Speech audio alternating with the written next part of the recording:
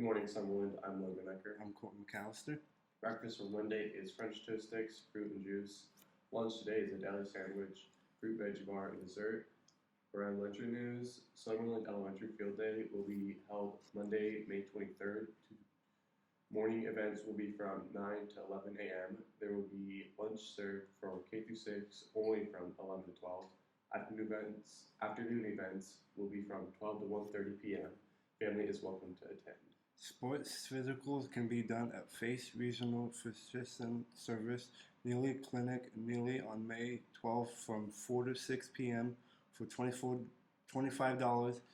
Proceeds from these physicians can be benefit the school.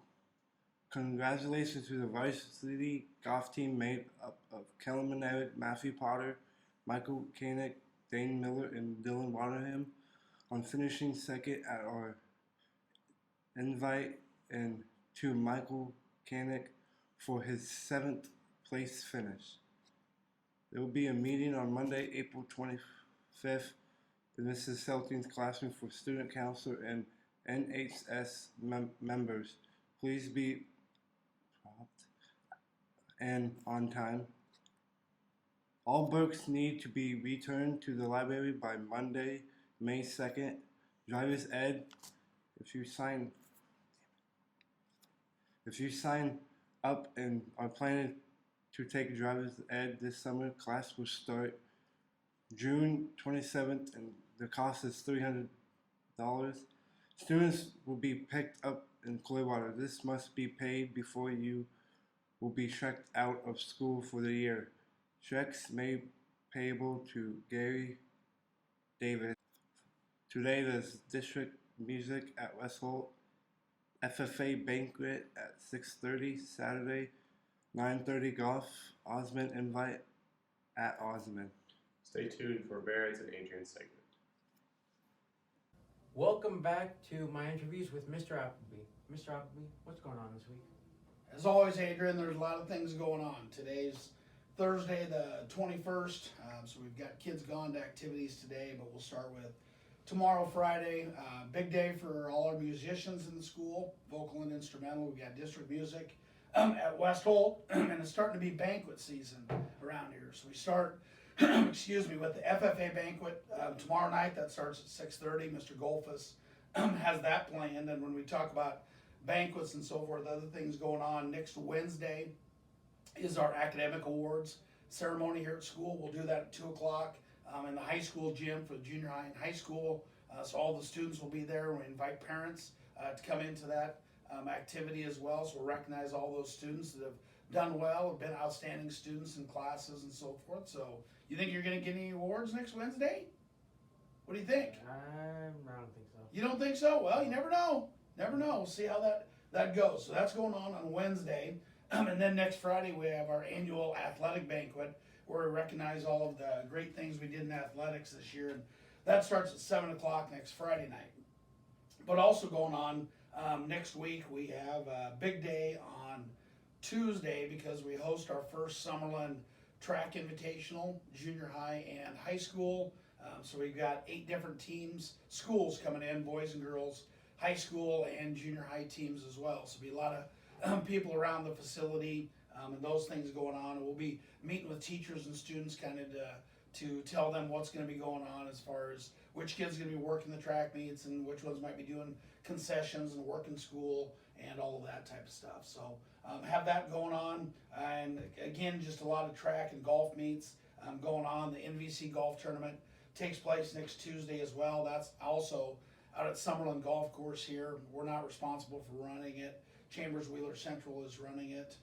Trying to think. And then next Saturday is the Niobrara Valley Conference track meet. That's junior high and high school, and that takes place at West Holt. So just a lot of different things going on. Junior high is golfing next week. There's track meets. I think junior high goes Monday to Humphrey. And then Tuesday, of course, we have the one here. And then Saturday, the Niobrara Valley Conference one. So just many different activities as we kind of get to wind down the end of April also. One other thing I do want to point out, we did change the final day of the school year for students so that they're aware. Initially, we were planning on going to school until either Wednesday the May 25th or Thursday the 26th. We were going to have elementary last day be on Wednesday the 25th and high school on Thursday the 26th, but we didn't have much snow this winter, so we didn't have any snow days. So Mr. Finke and the school board allowed us to move that end day up, and the last day for the second semester is going to be Monday, May 23rd. So that'll kind of finish off our 21-22 school year and allow everybody to recharge their batteries and kind of get ready to go for next year again. All right. Well, thank you, Mr. Appleby. You bet. And do you have any questions? No, I don't think so. I think it's just a busy time around here. Remind everyone, as we always have, drive safe to school, get the seatbelts on. No reason to be passing anyone going to school. So that's that. All right. Well, thank you, Mr. Appleby. Thank you. Summerlin, I'm Barrett with the Summerlin Bobcast Sports segment. The first thing for this segment, of course, is the sports news for Summerlin. Next week, we are looking at golf on Tuesday, and track has 2 meets again. The first one is on Tuesday, and that's here at Summerlin. That's a pretty big thing. It's the first track meet here, and then on Thursday as well. So, of course, I didn't upload one last week, Bobcast. So I'm not going to go over all these scores for the NBA and the MLB, but this is the final scores for me and Mr. Shutt. I ended up going 11-7 in the NBA, and Mr. Shutt went 10-8. So not a bad week for either of us. Pretty good, actually. In the MLB, the first ever MLB games we had on here, I went 11-4. Mr. Shutt went 10-5. So very similar in both of those there. Before we go to the leaderboards, I just want to say I missed, I watched the spring football game, the Husker spring football game, but I never really talked about it. Things that I saw, and I'm trying to remember here because it's 2 weeks ago. Casey Thompson looked decent, but of course he only threw like 4 passes, wasn't in for a long time. Smothers looked okay. Chuba Purdy looked pretty good, actually. The running back group looked good. Defense with Garrett Nelson, he looks like the clear leader right now. The receiver core is looking pretty good. Of course, we had a couple injuries. The offensive line was, it's not like they could tackle in the first half, but there wasn't a lot of really good offensive line play. I feel like we have depth at offensive line, but it's hard to tell because it's spring. They've barely done anything. And yeah, the starters weren't out there very long. But I say it's going to be a good season. That's my prediction. I'm thinking like 8-4, somewhere in there. Looking at the schedule, of course, injuries make a big difference. But like I said, Casey Thompson will probably be the starter. Running back groups, you got Ramir Johnson, Yant, Anthony Williams, I think is his name, the transfer that came in. Those 3 look to be the lead running backs. Receivers, there's a ton of people. I could start listing off names. You got Trey Palmer, Isaiah Castaneda, I believe is his name. He transferred in from New Mexico State. He was hurt. We didn't get to see him. But, there's Omar Manning, Alante Brown. Levi Falk, Oliver Martin. There's a lot of upside to the receiver room, and that's a good thing. Offensive line still needs work. Center is going to be interesting without Jurgens this year. Defense, Garrett Nelson is, like I said, he's definitely the clear leader. Corner group looks good with Newsome and, I can't think, the transfer that came in, drawing a blank, but he is going to be fun to watch this year. I believe he's wearing number 0 on defense. I don't know why I can't think of his name. He's good, though. Safeties, they look good. Linebackers led by Henrich and Luke Reimer. The punting was an interesting one. The crowd was probably the loudest when we punted, and it went about 60 yards. That was a very good thing for us. But yeah, I just want to talk about the spring game there a little bit since I missed that, and obviously Husker football is. You see here Huskers, so. Yeah, I just want to talk about that quick. So now let's take a look at our leaderboards for my special guest and for me.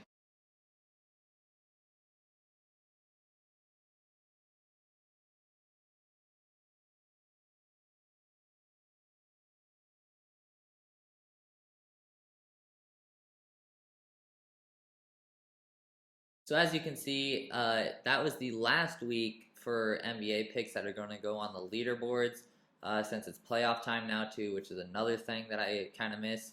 Of course, MLB getting added in soon. So we'll see how all of it turns out now. I guess the NBA is over, basically, regular season. That's all the scores are over. I think there was 14 or 15, 16 maybe people on that leaderboard, so that one was pretty good. I like that one. But now I'd like to bring on this week's special guest, Levi Kronk, for some picks for this weekend sport. Levi, it is great to have you here. You ready to make some picks in the NBA and MLB? I suppose so. Let's get it done. Okay, we got the playoffs, of course, now for the NBA. Who do you have winning each of these playoff series? We're going to start with the Suns and the Pelicans. Who are now 1-1. Pelicans 1-1. I say. I feel like the Suns have a pretty good chance, even though they'll be down in New Orleans. Yeah. So I'll still take the Suns because they got CP3, Devin Booker. I just feel like they'll take it. Yeah, and I actually did hear, I think Devin Booker's out for game 3 and 4, but I think even if the Pelicans were to take another one at home, I think the Suns still would have home court advantage. I just still feel like the Suns have too much experience for the Pelicans to overcome with. Brandon Ingram can only do so much. Yeah. Mavs and the Jazz. I still got the Mavs coming back. Mavs taking that one because they got Luka Doncic coming back, and the Jazz haven't been able to have an answer for Jalen Brunson of all people. So yeah, that's true. So like I said, Luka coming back, I got the Mavs taking that series. Yeah, I do as well. Luka, like you said, he's coming back, and obviously he's the best player on the team. Jalen Brunson, though, he won in that last game, kept the series even. 30-some points. And I think 41 is what he ended 41? up with. Yeah. And then you add Luka to that. They don't really have a good big man for Rudy Gobert, but, Maxi Kleber's there. I say Rudy Gobert can only do so much. Yeah. Luka coming back. I have the Mavs winning that series. Warriors and Nuggets. It's a funny one because I happen to be a Warriors fan, and this guy right here happens to be a Nuggets fan. As much as it hurts 2-0. As much as it hurts me to say, I do got the Warriors winning this. They just look too good. Jordan Poole, he's been going off all year. Steph coming back, Clay, Dre. It's just too much to overcome. Jokic, even though he's the MVP of the league, he can only do so much once again, and it's not enough to get him past the Warriors. And we have a very big problem at Golden State. Who do we start? Yeah. Because, are you putting Steph at the 1, Jordan Poole, Clay, Wiggins, Draymond? Are you doing, Steph, Clay, Wiggins? You're bringing Jordan Poole off the bench? I don't know, because he's played good in both spots. Do you want to move Looney out because Draymond's played better against Jokic? You never... It's a bad problem to have. I say, was it the last game where they had Steph coming off the bench? Yeah, both of the games off his injury. Both games, yeah. Yeah, and first game he didn't play excellent off the bench, but Jordan Poole it's the weirdest thing to say, but he's carried the team so far. Yeah, without Michael Porter and Jamal Murray and Aaron Gordon not playing very well, the Warriors just got to take it. Yeah, could be 4-0, you never know. But going to home court, that could change some things. They could take a game from us. Hopefully not, but they might. Grizzlies and the Timberwolves. I got the Grizz coming back to win that one. It's such a weird game because the Timberwolves played excellent, and then all of a sudden game. John Morant just comes out and just blows them out. Grizzlies, they should win that. John Morant alone is too much for the T-Wolves to handle. I really don't think Malik Beasley can stop them and anything like that, so I just say this is the series.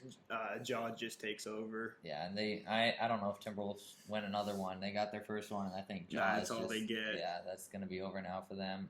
Heat and the Hawks. I've got Heat winning this series. I have them winning out. I don't have the Hawks taking another game from the Heat. Yeah.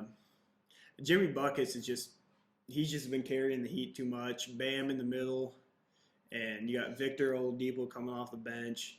And the Hawks are a good young squad, but that's just a bunch of tough experience to beat versus the Heat. And again, we've talked about one player. Trae Young can only do so much. Clint Capella's out. He got hurt. John Collins hasn't been playing very well. Yeah. DeAndre Hunter's not been playing very well. Yeah. Trae Young, he got him there, but I don't know if he's going to get him any further. I'm going to take the Heat winning that series as well. Sixers and the Raptors. This one, I feel like it might be one of the hardest series to pick, but I still got the Sixers winning it. Joel and Harden have been explosive this first round. And then you add Tyrese Maxey to that. Yeah, The Sixers are just You got Tyrese doing it's just they're deadly. That's a deadly trio. yeah. And the Raptors, Just lost Scotty Barnes. He had an injury. with yeah, his Scotty ankle. Barnes, OG Anunoby's been good, and Nick Nurse is obviously a great coach, but obviously a coach can't play, and they can only do so much with OG and without Scotty Barnes. So once again, the Sixers take that. Yeah, I think Sixers got that one. I think we all can agree the East is definitely going to be a lot more interesting than the Yeah. West. For the first time in how many years, the East might be the interesting side to watch. Yeah, because then you got this one with the Bucks and the Bulls. I got Bucks all the way. Yeah, Giannis again. He's Yeah. too much for Chicago. They don't Zach really have anybody LaVine, guard him. he good player, but not enough to overcome Giannis, Chris Middleton, Yeah, and Drew Holiday, and Nikola Vucevic. I don't have him stopping anybody that the Bucks have in the middle. no. This one though, Celtics and the Nets. This is Game one was that was a fun game very to watch. fun. Jason Tatum, With future his, MVP. he's gonna be, but this one I still got the Celtics coming through. Kyrie, he gets too caught up in himself sometimes to be Yeah. useful for the team. For example, his antics that he just got fined for from the NBA, Yep. and Kevin Durant's not had the greatest season ever, and he's just kind of been kind of slower these couple of games, and I just got the Celtics taking it with Marcus Smart, Jason Tatum, and that overall defense they play is just too good for the Nets to overcome. Yeah, and I think this one's probably. I mean, if you were to like take a poll or something, this would probably be the games that are going to be closest picking one way or another. I mean, obviously the Celtics with Tatum, Marcus Smart, who just got named Defensive Player of the Year, all those guys. But I mean, the Nets, you got Kyrie, you got KD. I guess that's really about it for their scoring. And But I mean, Celtics. I think Celtics win that one. we've been talking a bunch about the players, but then you start looking at the coaching staff. Brad Stevens, probably the best coach in the NBA, in my opinion. He's close. I'd say top 5 for sure. For sure. And I can't even remember who the Nets is.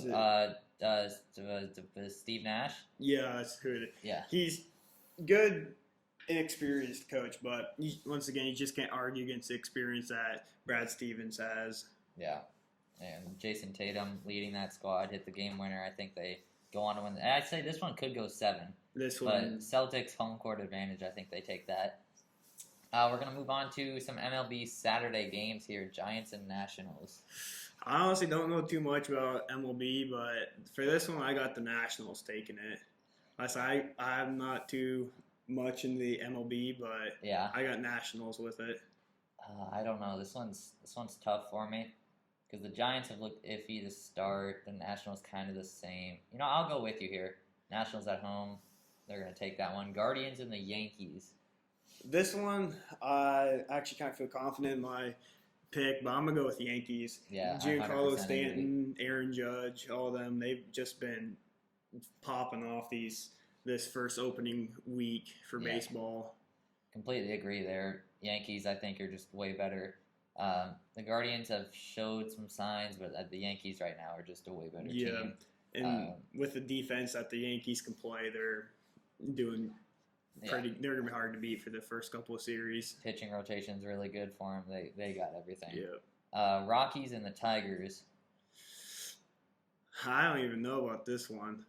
I'll pick the other side this time. I'm gonna go with the Rockies. I'm gonna agree. The Rockies have had kind of a hot start, you could say, out there in the NL West. Tigers, they got Miguel Cabrera, and that's about it.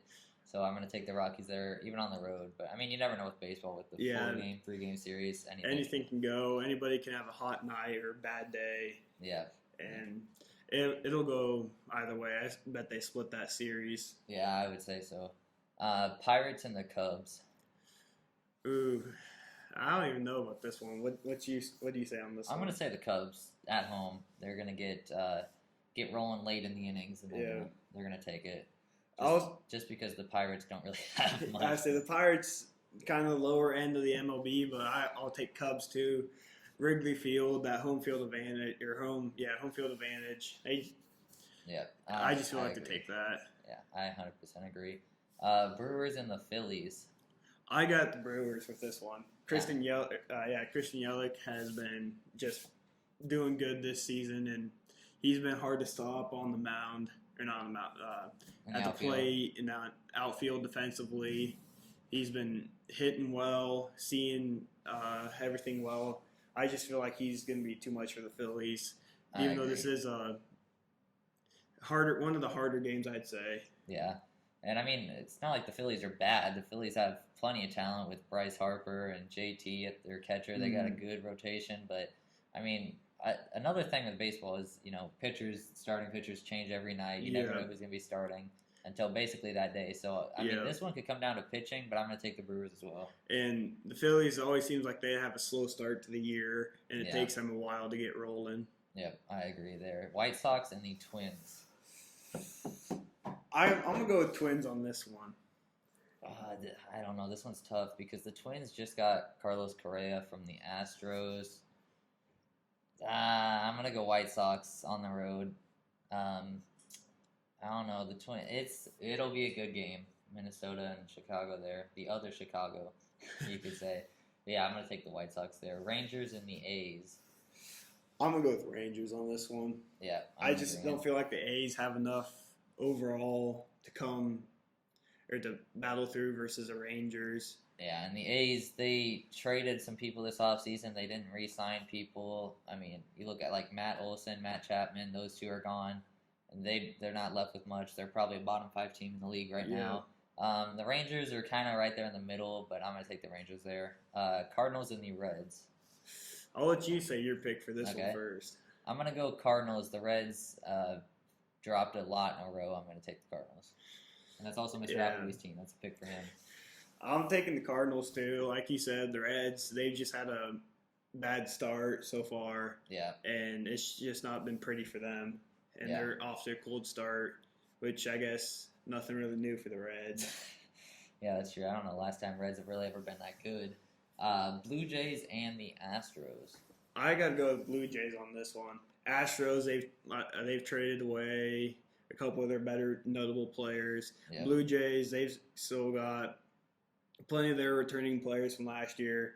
Their first baseman, I can't remember. Vladimir Guerrero. Yeah. Yeah, he just had a 3 home run game, I believe, a couple of nights ago. Such an explosive batter, and he's just an explosive player overall. Great defense. He's sound defensively. He's just hard to stop at first base and on the plate. So I feel like the Blue Jays take that. You got to be careful when he steps up. You don't want to hang something over the middle for him because it'll be gone. And I'm going to take the Blue Jays as well because just for that reason, Guerrero has been amazing. Possibly AL MVP this year. Yeah, he's just played great. I think they win that one. Red Sox and the Rays. I'm going to go with the Rays for this one. They've not had the greatest start ever, but I feel like they always have that first game of the year where they just really pop off and start hitting well and pitching well and being sound defensively. Yeah, I agree. This is going to be like my upset of the day, you could say. The Red Sox have looked decent to start, but I'm going to take the Rays here. Home field advantage is going to get them going. Marlins and the Braves. I'm going to take the Braves on this one, even though they did trade away Freddie Freeman in the offseason. But I feel like they still got plenty of talent around them overall. They've all played with each other enough, and they have plenty of chemistry, and they're all experienced players. None of them are rookies or new per se. Yeah, coming off the World Series, those guys have definitely gelled a lot, and yeah, they're playing a iffy Marlins team. I think they win that. Mets and the Diamondbacks. For this one, I don't know. I'm thinking Diamondbacks on this one. I really don't know much about either of them. Yeah, I don't. I think I'm going to go Mets. The Diamondbacks have started off a little slow this year, but I mean, out in Arizona, you never know. But I'm going to take the Mets, led by Jacob deGrom, of course, their pitcher. Yeah, I'm going to go Mets there. Dodgers and the Padres. I'm taking Dodgers on this one. They've just a talent stacked roster. In Padres, it takes them a while to get into the swing of the season. It always feels like, and they're always a couple games behind the Dodgers, and pretty much. And I just feel like the Dodgers take this one early in the season. Later on in the season, I feel like the Padres will take a couple of series. I have to go. I have to go San Diego here. It's my team. Nando's, of course, hurt. But, I mean, like you said, this series, it's always close. They always split it or very close to split it. But, I mean, you're completely right. The last couple of years, San Diego's been a couple games back of L.A., but I have to go San Diego there. It'll be a good series this weekend. I'll be looking forward to it. I don't know if I get the channel, but I'll be watching as much as I can. Orioles and the Angels.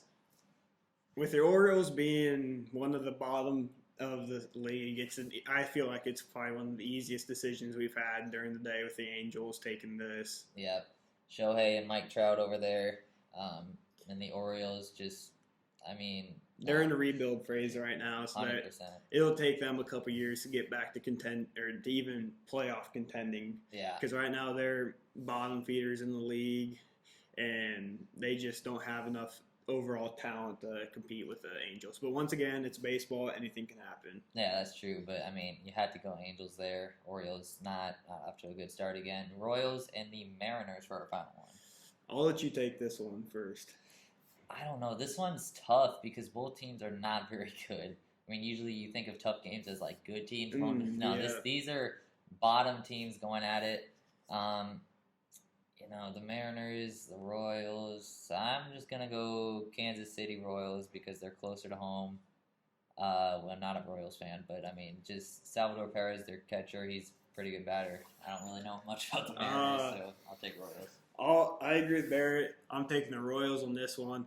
I honestly don't know very much about the Mariners, but with the Royals, they've got Bobby Witt sitting over at the third base. Yeah. He's Number one overall prospect. He's for the first couple of games this year, he's been very great on the defensive side of the ball.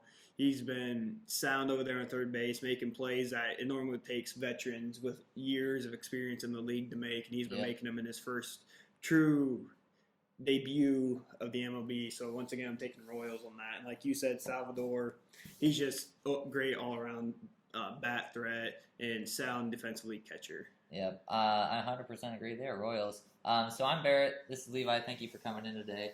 And thank you for tuning into today's Summerlin Bobcast.